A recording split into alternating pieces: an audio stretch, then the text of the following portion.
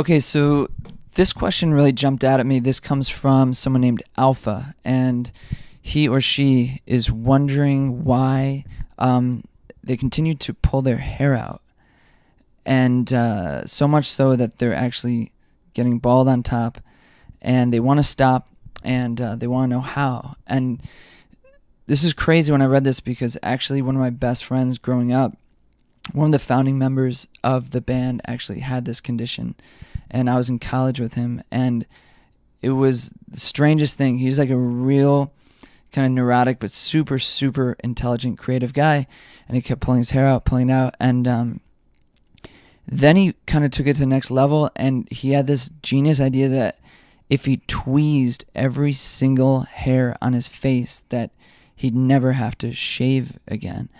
And so I sat there with him in his bathroom, and he started tweezing like on his lip, and he got about maybe, I don't know how many thousands of hairs are on your face, but he got maybe halfway across his upper lip, and everything was like pink and kind of bleeding, and it just started swelling, and he couldn't take the pain anymore.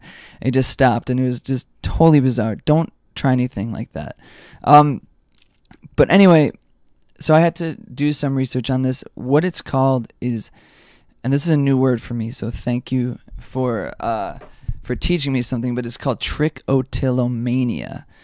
And it's not really as uncommon as you'd think. Like 4% of the population has it. And it's a, as you kind of alluded to in your question, it's a compulsive behavior. So it's like picking your nails, it's like biting your nails, picking your skin, whatever. It's kind of in that category, and it's like it's a brain chemistry thing, and so it's something that you need to get treatment for. So what they recommend is a combination of, there are medications out there for it, but they're kind of unproven. They're kind of still being tested, being perfected.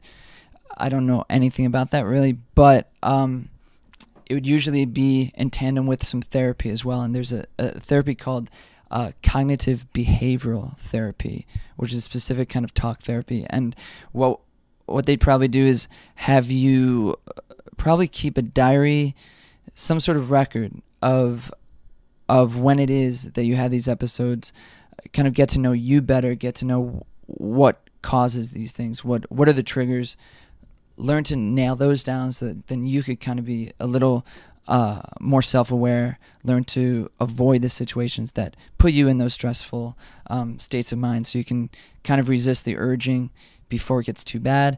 In the meantime, keep your hands busy. They have stress balls, they have whatever else. They actually make these spinner rings, they're called, which look really cool, and I just discovered these when I was researching your question too, but they kind of look like this.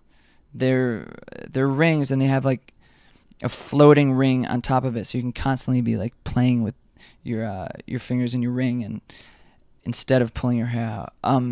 My friend also recommends playing Guitar Hero, which I think is a genius idea, because you probably will start shredding at that real fast. But anyway, hang in there, keep your hands busy, and give your hair a rest. It'll grow back. Everything will be cool.